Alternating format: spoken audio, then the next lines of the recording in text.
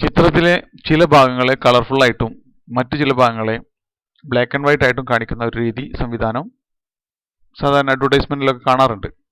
ഇത് ചെയ്യുന്നത് എങ്ങനെയാണെന്ന് നോക്കാം. ഇതിനായിട്ട് കീബോർഡിൽ ഷിഫ്റ്റ് കൺട്രോളും പിടിച്ചുകൊണ്ട് യു പ്രസ് ചെയ്യാം. ഡീസാച്ചുറേഷൻ എന്നാണ് ഇതുകൊണ്ട് അർത്ഥമാക്കുന്നത്. അപ്പോൾ ചിത്രം മൊത്തമായിട്ട് ബ്ലാക്ക് ആൻഡ് വൈറ്റ് ആവും. ഇനി കീബോർഡിൽ വൈ പ്രസ് ചെയ്തുകൊണ്ട് ഹിസ്റ്ററി ടൂൾ സെലക്ട് ചെയ്യാം. ഇതാണ് ഹിസ്റ്ററി ടൂൾ. അതിനുശേഷം കളറ് തിരിച്ചു വരേണ്ട ഭാഗത്ത് വളരെ ചെറിയ തോതിൽ സെലക്ട് ചെയ്ത് കൊടുക്കുക. നോർമലായിരിക്കാൻ ശ്രദ്ധിക്കുക. അപ്പോൾ സ്വർണം മാത്രം നമ്മളിങ്ങനെ ഇതിലേക്ക് കൊണ്ടുവരിക, വളരെ സാവകാശം കൊണ്ടുവരാൻ.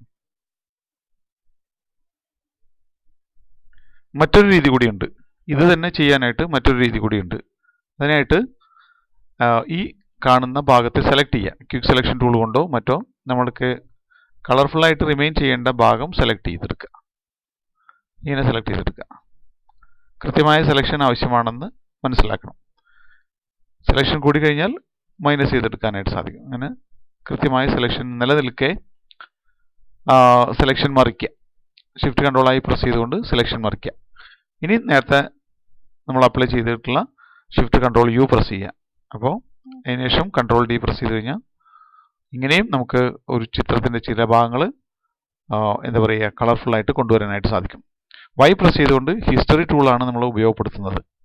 കണ്ടോ, ഇതുപോലെ ഹിസ്റ്ററി ടൂളിലേക്ക് തിരിച്ചു കൊണ്ടുവന്നുകൊണ്ട് നമുക്ക് ചെയ്യാനായിട്ട് സാധിക്കും.